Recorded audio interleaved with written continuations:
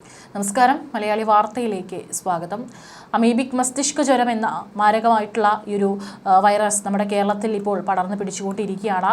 നിരവധി ആളുകളാണ് ഇപ്പോൾ അതുമായി ബന്ധപ്പെട്ടിട്ട് കുറച്ച് ദിവസം ചികിത്സയിൽ കഴിഞ്ഞതിന് ശേഷം മരിക്കുന്നത്.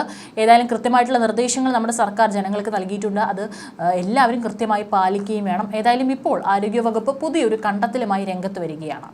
2 പേർ മാത്രമാണ് രോഗം ബാധിച്ച് മരിച്ചതെന്നായിരുന്നു നേരത്തെയുള്ള കണക്ക്. എന്നാൽ പുതിയ കണക്ക് പ്രകാരം കേരളത്തിൽ ഈ വർഷം മാത്രം 17 പേരാണ് അമീബിക് മസ്തിഷ്ക ജ്വരം ബാധിച്ച് മരിച്ചിരിക്കുന്നത്. ഈ മാസം മാത്രം 7 മരണം സ്ഥിരീകരിച്ചു കഴിഞ്ഞു. 66 പേർക്ക് ഇതുവരെ രോഗം ബാധിച്ചുവെന്നും ആരോഗ്യവകുപ്പിന്റെ കണക്കുകളിൽ പറയുന്നു. നേരത്തെ 18 എന്നായിരുന്നു കണക്ക്. കഴിഞ്ഞ ദിവസം അമീബിക് മസ്തിഷ്ക ജ്വരം ബാധിച്ച് ഒരാൾ മരിക്കുകയും ഒരു കുട്ടിക്ക് രോഗം സ്ഥിരീകരിക്കുകയും ചെയ്തിരുന്നു. മലപ്പുറം ചേലമ്പ്ര സ്വദേശി ഷാജിയാണ് കോഴിക്കോട് മെഡിക്കൽ കോളേജ് ആശുപത്രിയിൽ ചികിത്സയിലിരിക്കെ മരിച്ചത്. മലപ്പുറം അരീക്കോട് സ്വദേശിനിയായ 10 വയസ്സുകാരിക്കാണ് രോഗം സ്ഥിരീകരിച്ചത്. കുട്ടി ഇപ്പോൾ കോഴിക്കോട് മെഡിക്കൽ കോളേജ് ആശുപത്രിയിൽ ചികിത്സയിലാണ്. ഏതായാലും ആവശ്യമായ നടപടികളൊക്കെ നമ്മുടെ ബന്ധപ്പെട്ട അധികൃതർ സ്വീകരിച്ചു വരികയാണ്. കൃത്യമായിട്ടുള്ള നിർദ്ദേശങ്ങൾ ജനങ്ങൾക്ക് നൽകുന്നുണ്ട്. അതുകൊണ്ട് ആരും ഇതിനെ നിസ്സാരവൽക്കരിക്കരുത്. കാരണം വളരെ മരണസംഖ്യ ഉയർന്നുകൊണ്ടിരിക്കുകയാണ്. അതിനിടയിൽ കേരളത്തിലെ അമീബ മരണത്തിന് കാരണം കണ്ടെത്തിയിരിക്കുകയാണ്. ബഹുമാനപ്പെട്ട ആരോഗ്യമന്ത്രിയാണ് ഈ ഒരു സാഹചര്യത്തിൽ പോയ സർക്കാരിന്റെ തലയിൽ എല്ലാം കെട്ടിവെച്ചുകൊണ്ട് ഇപ്പോൾ രംഗത്ത് വരുന്നത്. എല്ലാ പ്രശ്നത്തിനും കാരണം UDF ആണെന്നാണ് ആരോഗ്യമന്ത്രി വീണ ജോർജ് പറയുന്നത്. കോർണിയ അൾസറിന് കാരണം അമീബയാണെന്ന് UDF സർക്കാരിന്റെ കാലത്ത് ഡോക്ടർമാർ കണ്ടെത്തിയെങ്കിലും യാതൊരുവിധ ഇടപെടലും സർക്കാർ നടത്തിയില്ലെന്ന് ആരോഗ്യമന്ത്രി വീണ ജോർജ് കുറ്റപ്പെടുത്തുന്നു. കോർണിയ അൾസറിന് കാരണം അമീബയാണെന്നും അത് 46% ആളുകളിലേക്ക് എത്തിയത് കിണർ വെള്ളത്തിൽ നിന്നാണെന്നും ചില സൂചനകൾ UDFന്റെ ചില ഡോക്ടർമാർ കണ്ടെത്തിയിരുന്നതായും എന്നാൽ സർക്കാർ അതിന് യാതൊരു പ്രാധാന്യവും നൽകിയില്ല എന്നുമാണ് മന്ത്രിയുടെ ഫേസ്ബുക്ക് കുറിപ്പിലുള്ളത്. 9 കൊല്ലം മുൻപാണ് UDF കേരളം ഭരിച്ചിരുന്നത്. അതിനുശേഷം പിണറായി സർക്കാരാണ്. അപ്പോഴും 9 കൊല്ലം മുൻപത്തെ വീഴ്ചയിൽ ന്യായീകരണം കണ്ടെത്തുകയാണ് ഇപ്പോഴത്തെ അമീബ മരണങ്ങളിൽ ആരോഗ്യമന്ത്രി. സംസ്ഥാനത്ത് അമീബിക് മസ്തിഷ്ക ജ്വരം ആശങ്ക പടർത്തുന്ന സാഹചര്യത്തിൽ UDF മുൻപ് ചെയ്ത നീതികേടിനെതിരെ പ്രതിഷേധമുയർന്നു കഴിഞ്ഞുവെന്ന വിലയിരുത്തലാണ് ആരോഗ്യമന്ത്രി ചർച്ചയാക്കുന്നത്. ഏതായാലും ബഹുമാനപ്പെട്ട മന്ത്രി ഫേസ്ബുക്കിൽ പങ്കുവച്ചിട്ടുള്ള പോസ്റ്റ് വായിക്കാം. പ്രിയപ്പെട്ടവരെ, ഇന്നൊരു പഠനരേഖ ഇവിടെ പങ്കുവെക്കട്ടെ. 2013 പഠനമാണ് കേട്ടോ. പഠനം നടത്തിയത് തിരുവനന്തപുരം സർക്കാർ മെഡിക്കൽ കോളേജിലെ 2 ഡോക്ടർമാർ, ഡോക്ടർ അന്ന ചെറിയാനും ഡോക്ടർ R ജ്യോതിയും. അമീബയും അമീബ മൂലമുണ്ടാകുന്ന രോഗങ്ങളും എപ്പോഴെങ്കിലും ശ്രദ്ധയിൽപ്പെട്ടിട്ടുണ്ടോ? ഈ ചോദ്യത്തിനുള്ള ഉത്തരമായിരുന്നു സ്റ്റേറ്റ് മെഡിക്കൽ ബോർഡിലെ പ്രിയപ്പെട്ട ഡോക്ടർമാർ കണ്ടെത്തി തന്ന ഈ പഠനരേഖ, അതായത് ജേണലിൽ പ്രസിദ്ധീകരിച്ചിട്ടുള്ള സ്റ്റഡി. 2013 പഠനപ്രകാരം പറയുന്നത് 2 ഡോക്ടർമാർ അവർ സ്വന്തം നിലയിൽ പഠനം നടത്തി അന്നത്തെ UDF സർക്കാരിന്റെ ആരോഗ്യ വകുപ്പിലെ സീനിയർ ഉദ്യോഗസ്ഥരുടെ ശ്രദ്ധയിൽപ്പെടുത്തി. എന്താണ് ഈ പഠനത്തിലുള്ളത് എന്നല്ലേ?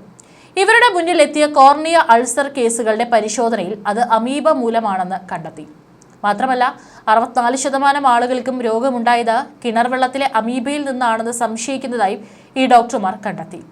സ്വാഭാവികമായി നമ്മളിൽ ചിലരെങ്കിലും ചോദിച്ചേക്കാം, അന്ന് സർക്കാർ എന്ത് നടപടി സ്വീകരിച്ചു?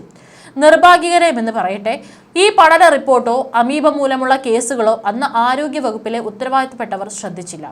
ഡോക്ടർ അന്ന ചെറിയാന്റെ നമ്പർ കണ്ടെത്തി ഞാൻ വിളിച്ചു. 2 ഡോക്ടർമാരോടുള്ള ആദരവ് അറിയിച്ചു. നമ്മൾ എങ്ങനെയാണ് ചില കിണറുകളിലെയും ജലസംഭരണികളിലെയും ഒക്കെ വെള്ളത്തിൽ അമീബ രോഗം ഉണ്ടാക്കുന്നു എന്ന് കണ്ടെത്തിയത് എന്നുകൂടി പറയട്ടെ. 2023 കോഴിക്കോട്ടെ നിപ്പ ഔട്ട്ബ്രേക്കിന് ശേഷം പ്രത്യേകിച്ച് മസ്തിഷ്ക ജ്വരങ്ങൾ എല്ലാം റിപ്പോർട്ട് ചെയ്യണമെന്ന കർശന നിർദ്ദേശം മുന്നോട്ട് വെച്ചു. മാത്രമല്ല എന്ത് കാരണത്താൽ ഉണ്ടാകുന്നു എന്ന് കണ്ടെത്തണമെന്നും 2023 2 അമീബിക് മസ്തിഷ്ക ജ്വരം കേസുകൾ റിപ്പോർട്ട് ചെയ്യപ്പെട്ടു. രോഗത്തിന്റെ പരിശോധനയ്ക്കും ചികിത്സയ്ക്കും ആദ്യമായി ഒരു സംസ്ഥാനം ഗൈഡ് ലൈൻ ഇറക്കിയത് കേരളമാണ്. 2024 ജലാശയങ്ങളിൽ മുങ്ങുന്നവർക്കും കുളിക്കുന്നവർക്കും മാത്രമല്ല രോഗമുണ്ടാകുന്നത് എന്നുകൂടി 2024 നാം കണ്ടെത്തി. അതിനാൽ നാം ഗൈഡ് ലൈനിൽ ഭേദഗതി വരുത്തി. ജലാശയങ്ങളുമായി സമ്പർക്കമില്ലെങ്കിലും അമീബിക് മസ്തിഷ്ക ജ്വരത്തിന്റെ പരിശോധന നടത്തണം. ഈ വ്യവസ്ഥ ഗൈഡ് ലൈനിൽ ഉൾപ്പെടുത്തി. അങ്ങനെ വ്യവസ്ഥ ചെയ്യുന്ന ലോകത്തിലെ ആദ്യ ഭൂപ്രദേശം കേരളമാണ്. CDC അറ്റ്ലാന്റയുടെ ഗൈഡ് ലൈനിലും ഇതില്ല.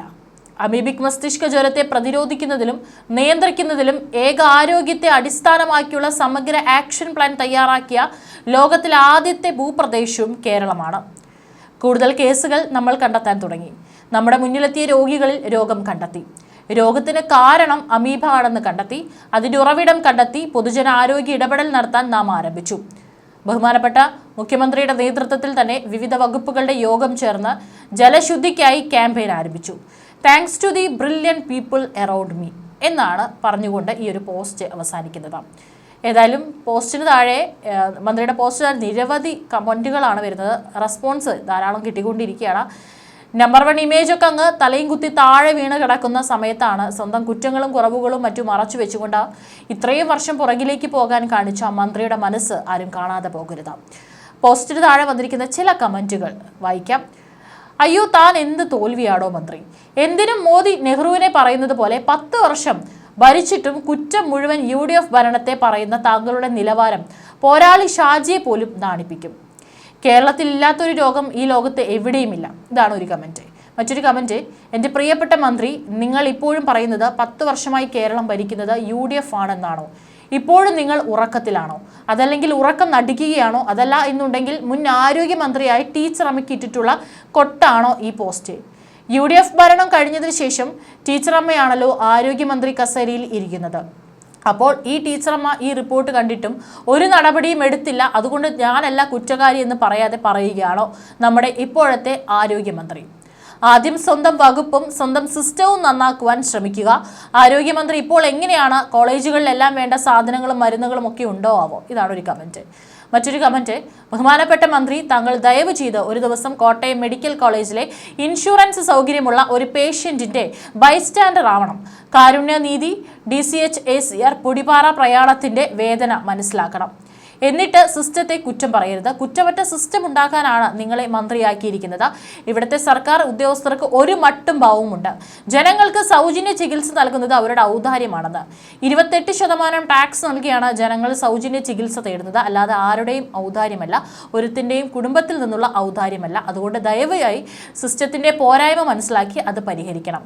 ഉമ്മൻചാണ്ടി സർക്കാർ വെറുതെ ജാമ്യത്തിൽ വിട്ട അമീബയാണ് ഇപ്പോഴും രോഗം പരത്തുന്നത്. 2013 ഡിസംബറിൽ തയ്യാറാക്കിയ റിപ്പോർട്ട് 10 കൊല്ലം കഴിയേണ്ടി വന്നു ആരോഗ്യമന്ത്രിയുടെ ശ്രദ്ധയിൽപ്പെടാൻ. മോദി സർക്കാർ നെഹ്റുവിനെ പഴി പറയുന്നു. ഇതാണ് മറ്റൊരു കമൻറ്റ്. ബഹുമാനപ്പെട്ട പിണറായി സർക്കാർ ഉമ്മൻചാണ്ടിയെ പഴി പറയുന്നു. അങ്ങനെ അമേരിക്കയിലെയും കടത്തിവെട്ടി നമ്മുടെ കിടുക്കാച്ചി കേരള ആരോഗ്യ വകുപ്പ് കണ്ടുപഠിക്കുന്ന ട്രംപ. ഏതായാലും ആരോഗ്യമന്ത്രിക്ക് നന്ദി, ഇപ്പോഴെങ്കിലും ശ്രദ്ധയിൽപ്പെടുത്തിയതിനും വേണ്ട നിർദ്ദേശങ്ങൾ നൽകിയതിനും. ഒരു റിപ്പോർട്ട് ഏത് വർഷമാണെങ്കിലും അത് വകുപ്പിന് വേണ്ടി ഉണ്ടാക്കുന്നതാണ്. 10 വർഷമായിട്ടും വകുപ്പിലെ റിപ്പോർട്ടുകളും ശുപാർശകളും അടങ്ങുന്ന ഫയലുകൾ പരിശോധിച്ച് നടപ്പിലാക്കിയിട്ടില്ല എന്നത് കഴിവുകേട് തന്നെ. പിന്നെ നിങ്ങൾ എന്തെടുക്കുകയായിരുന്നു? അതുപോലെ ഈ വിഷയത്തിൽ 10 വർഷത്തിൽ LDF എന്ത് നടപടിയാണ് എടുത്തത്? സ്വന്തമായി ഒരു പഠനം നടത്തിയോ? ഉമ്മൻചാണ്ടി സർക്കാർ 10 കൊല്ലം മുൻപ് കൊല്ലാതെ വിട്ട അമീബ പെറ്റുപെരുകി ഇപ്പോൾ ആളുകളെ കൊല്ലുന്നു. ഉമ്മൻചാണ്ടി രാജിവെക്കട്ടെ എന്നൊക്കെയാണ് കമൻറ്റുകൾ. ഏതായാലും മുഴുവനായിട്ട് വിമർശനങ്ങൾ തന്നെയാണ് മന്ത്രി പങ്കുവച്ചിട്ടുള്ള പോസ്റ്റിന് താഴെ വരുന്നത്. 10 വർഷം മുമ്പുള്ള UDF സർക്കാരിനെ കുറ്റപ്പെടുത്തുന്ന മന്ത്രി ഇപ്പോഴത്തെ തന്റെ മൂക്കിന് തുമ്പത്തെ ആരോഗ്യ വകുപ്പിൽ എന്താണ് നടക്കുന്നത് എന്നുള്ളത് വിലയിരുത്തിയാൽ നന്നാവും. കെട്ടിക്കിടക്കുന്ന വെള്ളത്തിൽ മുങ്ങിക്കുളിക്കുന്നവരിലും നീന്തുന്നവരിലും വളരെ അപൂർവമായി ഉണ്ടാകുന്ന ഈ രോഗബാധയാണ് ഇപ്പോൾ നമ്മുടെ കേരളത്തിൽ റിപ്പോർട്ട് ചെയ്യപ്പെട്ടിട്ടുള്ള അമീബിക് മസ്തിഷ്ക ജ്വരം അഥവാ അമീബിക് എൻസെഫലൈറ്റിസ്.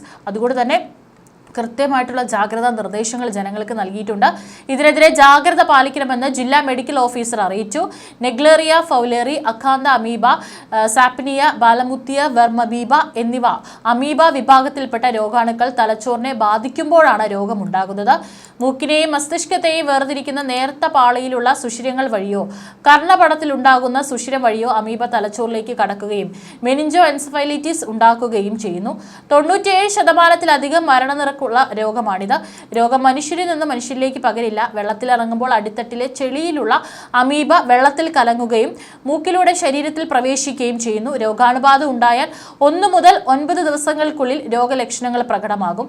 പ്രാഥമിക ലക്ഷണങ്ങൾ തീവ്രമായ തലവേദന, പനി, ഓക്കാനം, ഛർദി, കഴുത്ത് തിരിക്കാൻ ബുദ്ധിമുട്ട്, വെളിച്ചത്തിലേക്ക് നോക്കുവാനുള്ള ബുദ്ധിമുട്ട്. കുഞ്ഞുങ്ങളിൽ പൊതുവായി കാണപ്പെടുന്ന ലക്ഷണങ്ങൾ ഭക്ഷണം കഴിക്കാനുള്ള വിമുഖത, നിഷ്ക്രിയരായി കാണപ്പെടുക, സാധാരണമല്ലാത്ത പ്രതികരണങ്ങൾ. രോഗം ഗുരുതരാവസ്ഥയിലായാൽ അപസ്മാരം, ബോധക്ഷയം, ഓർമ്മക്കുറവ് എന്നിവയുണ്ടാകുന്നു. രോഗലക്ഷണങ്ങൾ പ്രകടമായാൽ എത്രയും വേഗം ചികിത്സ ലഭ്യമാക്കണം. കെട്ടിക്കിടക്കുന്ന വെള്ളത്തിൽ കുളിക്കുകയോ നീന്തുകയോ ചെയ്തവർ ആ വിവരം ഡോക്ടറെ അറിയിക്കണം.